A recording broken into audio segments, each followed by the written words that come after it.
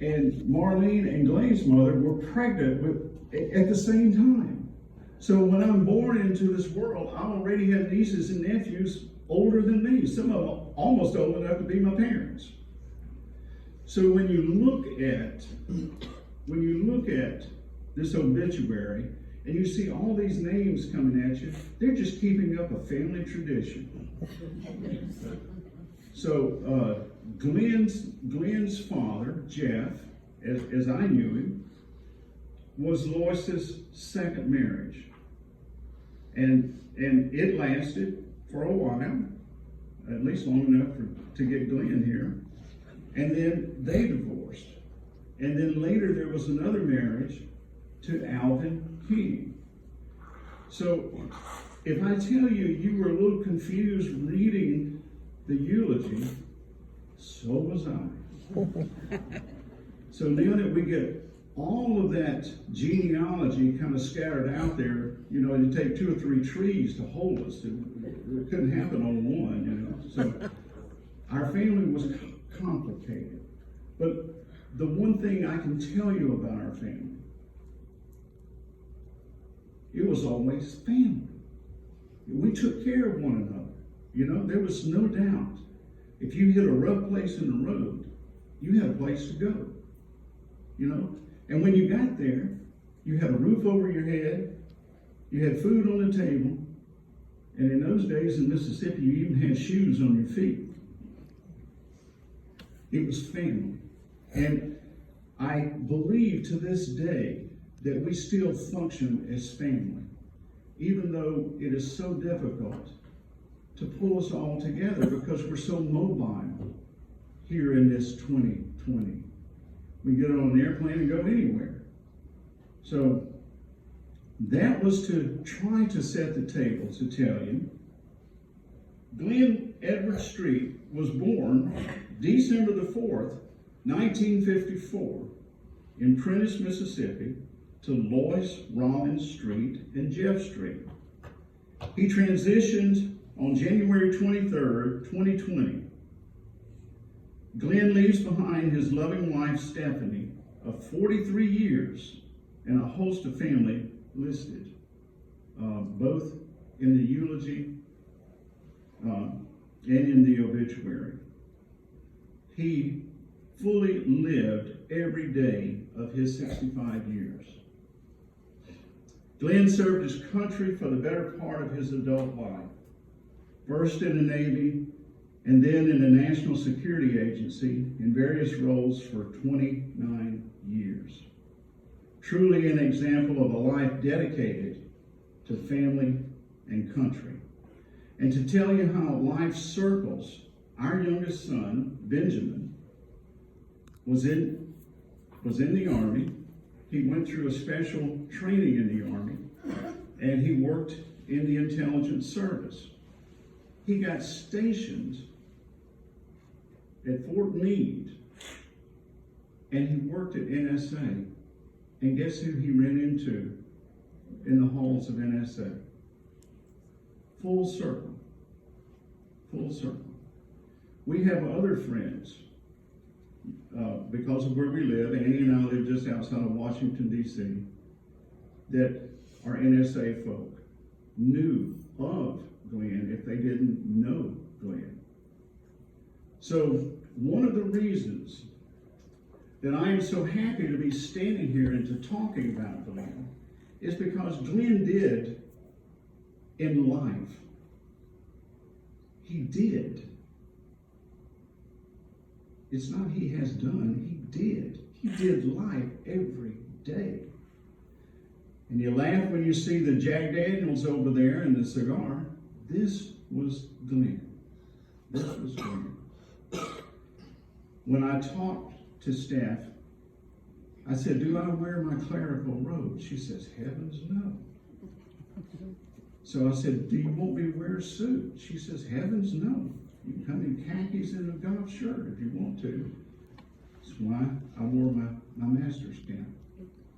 Glenn was an ordinary person who did extraordinary things in his life. I have been to the White House innumerous times. I have never spoken at the White just in a crowd out there. Yeah? And yet we have in this family a man who rose to the rank that even people at the White House needed to listen to him and to gain from what he knew. And I can tell you, most of what he knew, he learned the hard way. Because, as I'm telling you, we were children, and Sue could get Glenn in more trouble. You know, and she would just think up the stuff that we would get into, and then she would punch me and say, well, blame it on him because Mama won't whip him. He's the baby. Just blame it on him. Glenn was the epitome of living life to the fullest. Some might say in certain areas he enjoyed things a bit too much. That would be debatable, depending on who was there.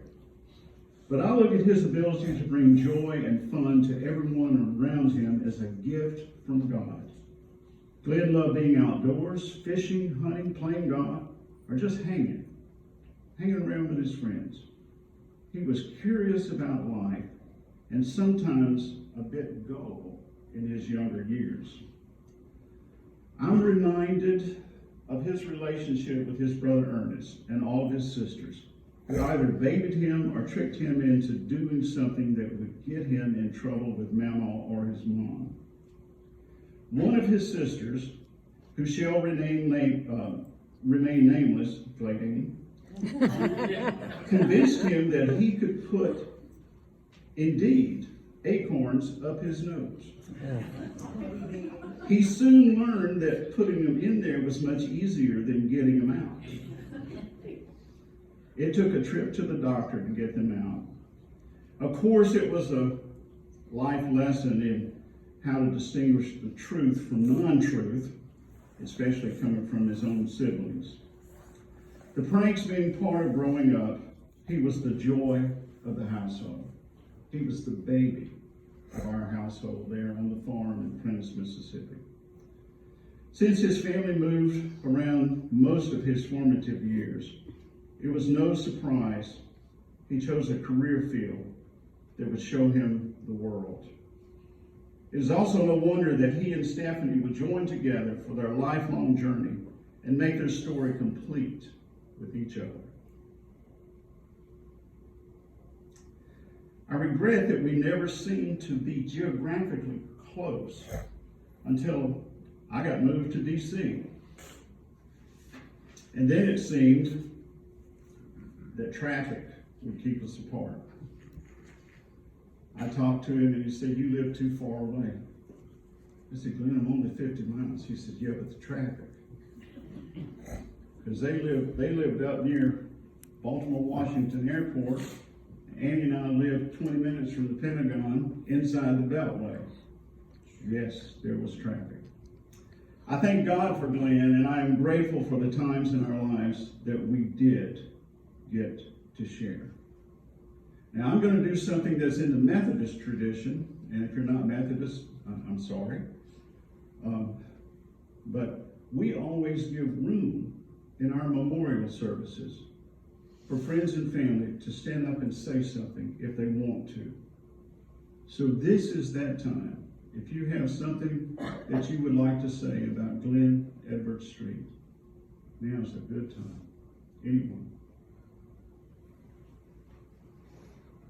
I'd like to say that Glenn was an awesome brother.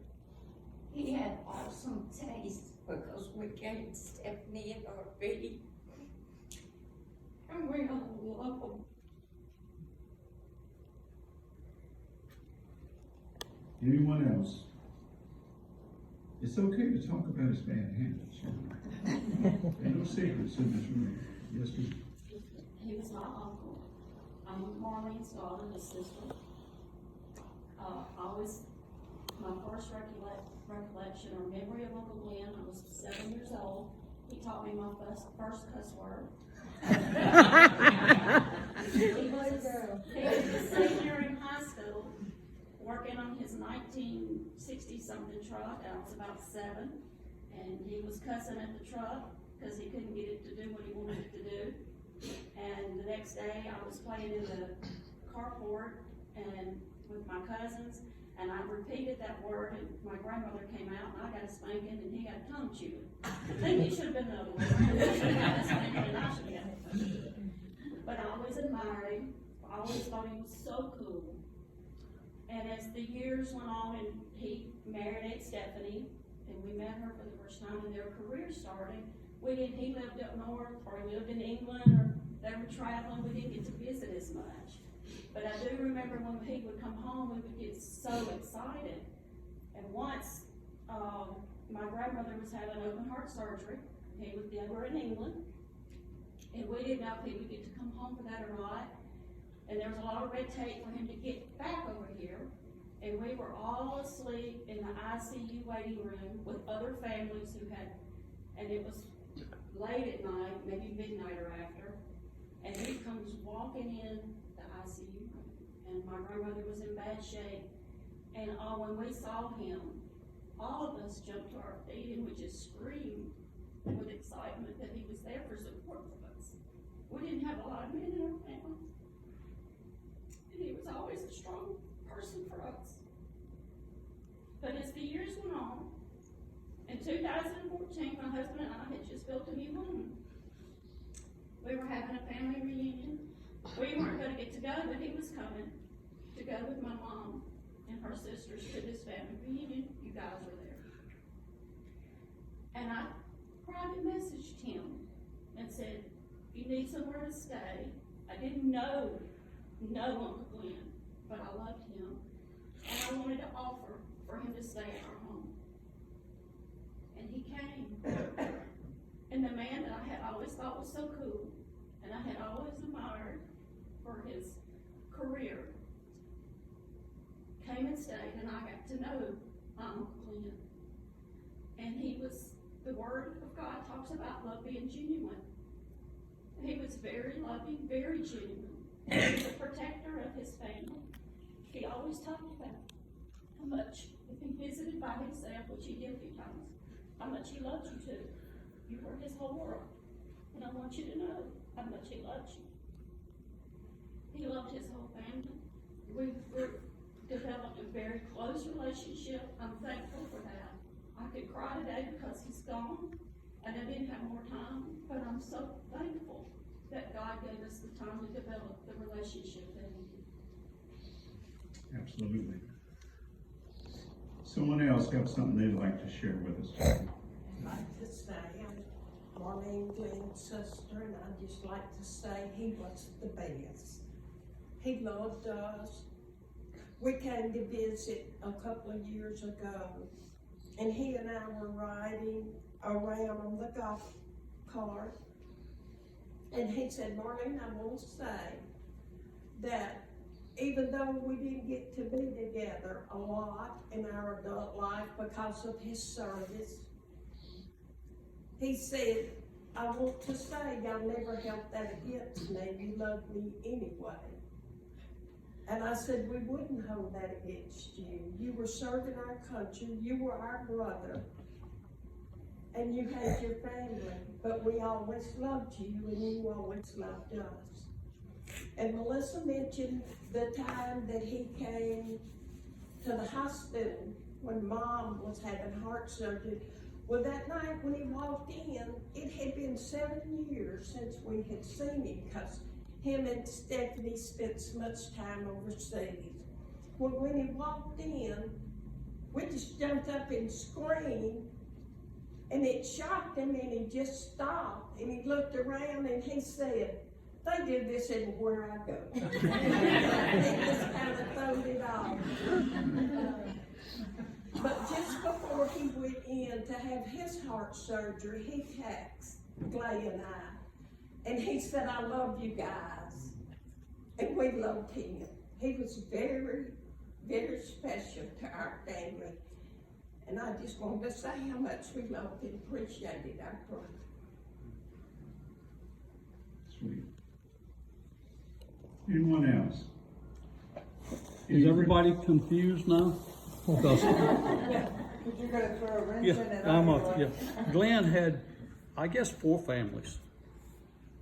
His mother, his dad, Jeff Street or Brown Street, the street side. Then he had Stephanie's side. And then he had my mother, who was also named Lois, which was really confusing when we get to talking about Glynn's family and Lois this and Lois that. And the odd thing about it is their Lois and our Lois were friends. And they visited one another. Great. But Jeff, my stepdaddy, brought Glenn home. Glenn was about 4 years old, I guess, the first time. And gosh, I was 12, I guess. And hauled him around on a bicycle, and Glenn and I got very close. But then Glenn left the service, and first one thing another. But I just want to say the one thing I'll miss the most is the phone calls.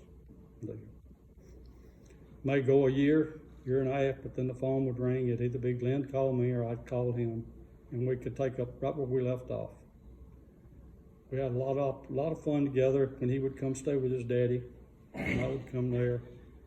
And I'll tell the one story of his hunting adventures. We went to Weewahitchka and across the Wyoming River. And Glenn and I don't even know, this is 71, 72. And we decided we're going to go across the river and squirrel hunt. And we were camping, a whole bunch of us instead. So Glenn and I go across the river, we're to get over across. And a bunch of squirrels was up in the cypress tree, but the cypress tree was hollow. And we'd shot a time or two, and the squirrels would stick their head out, and we never could kill anything. And so finally we decided, well, we're going to at the base of the tree, we'll build a fire, and we'll get the smoke going up in there. We'll run the squirrels out. And we did. We had them going pretty good. And then we decided, well, we'd kill a couple of squirrels. And so we better go back. And as we're getting ready to get in the boat and cross over, we hear this roaring noise. And the tree has started burning on the inside. And where we were at, you weren't supposed to have any fires, and you definitely wasn't supposed to mess with any cypress trees. So we go to packing mud and everything in it we can, and we still can't get it out. So finally we give up, but we can't stop the fire. And we go back across the river, and that night, laying over there, you could hear this tree going just a roar, and it's burning on the inside like a chimney. So, but we got into 2 or 3 little things like that. But anyway, just to let people know, Glynn was a great guy, and we got to spend, in August, we finally got to spend some time together. We went on an Alaskan cruise, and it was great. And Glynn's other side of the family just have always treated me well. Their mother has treated me well. So we great family, a great guy. And it shows by the people that showed up here today how great he really was. Anyone else want to make a comment?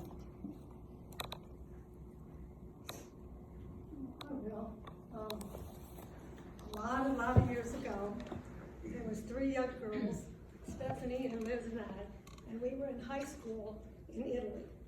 And the 3 of us high school girls dated 3 military guys.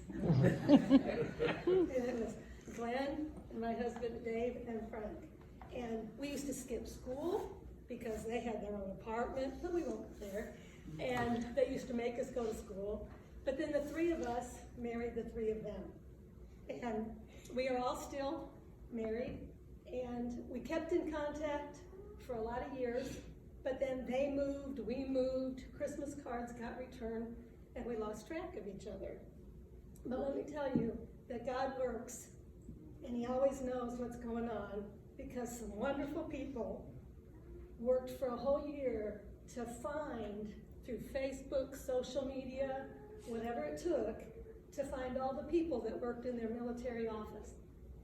And they organized a reunion, and we all got back together. But even before we went to the reunion in Las Vegas, Glenn and Stephanie and I met in Tallahassee.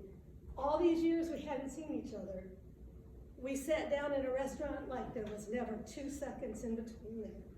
And we talked and talked until the waitress finally kicked us out. Hours and hours and hours. But It's wonderful, and now we have all these friends back, and here we are. So God works in great ways, using great people.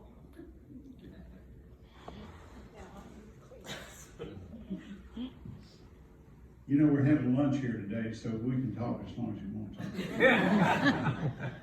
I'm not gonna have to go to McDonald's. Anybody else want to say a word about Glenn? Tell me about your adventures in Naples. All bad stuff.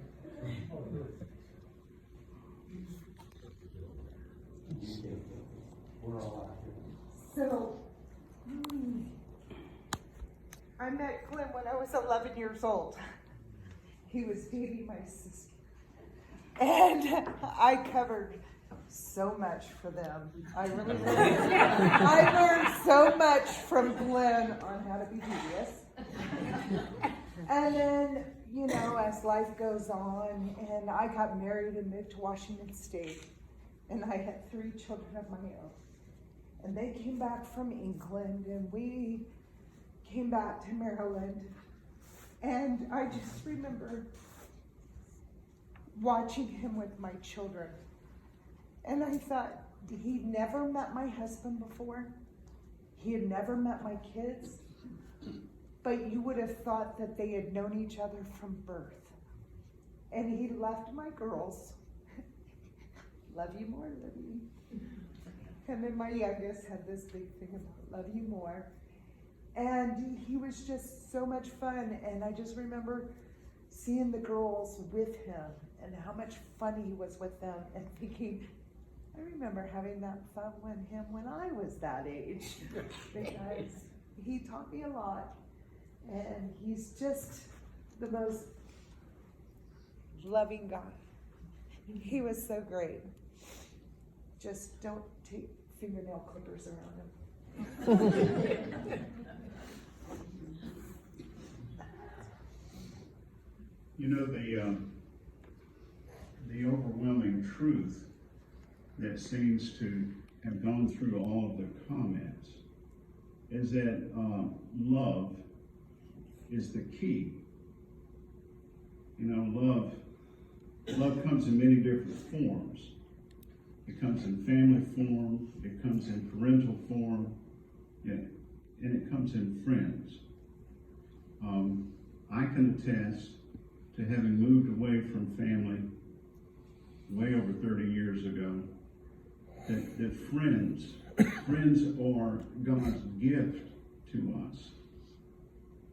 That we have something to cling to when we're no longer sitting around the table as family. And to hear these remarks today, especially, we all knew that Glenn was a rascal, but that was in my book, that was his charm. His charm was, he was Glenn. He never put on any airs. You know, you'd meet him on the street somewhere, or you'd meet him at a family funeral. He was Glenn. And I think that is a true mark of being truly what God creates you to be. I have this wonderful scripture that sticks in my head. And Jesus is talking to his disciples. And he says, he gives them this wonderful analogy of a shepherd and the sheep.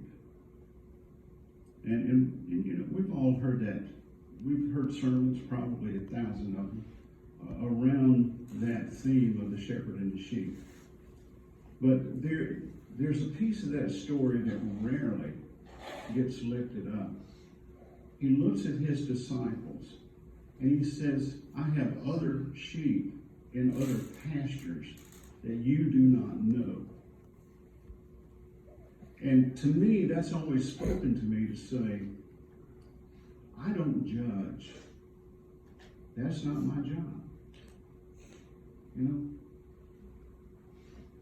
God didn't put me here to be a judge. God put me here to love. To to love every person that I come in contact with to the best of my ability. I'm hearing that in Glenn's life. Even though, like I said, geographically we were always eons apart. But I'm hearing that that was the story of Glenn's life. Beyond the childhood when I was closest to Glenn. That he loved people. We know beyond a doubt how much he loved Stephanie. But he loved people. And we know from what we witnessed here this morning, he loved his country. To the point that any given day, he would have given up his life for this country.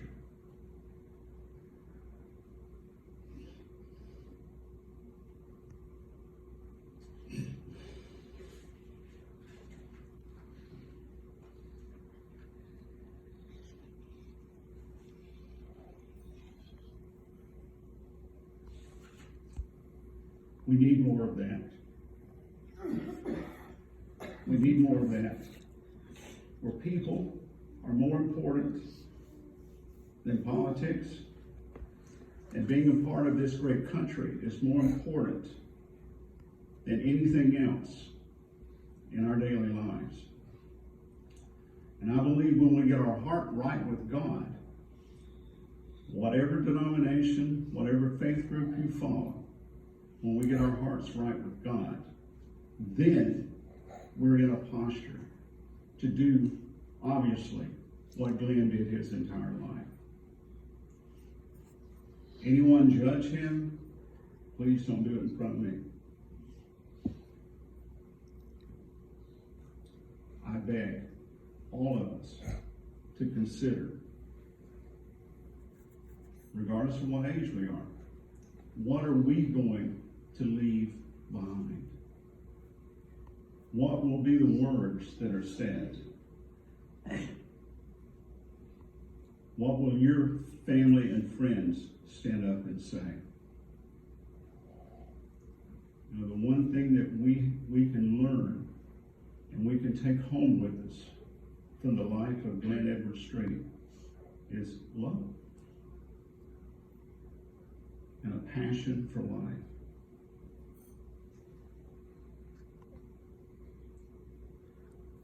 Can we pray again? God of us all, your love never ends.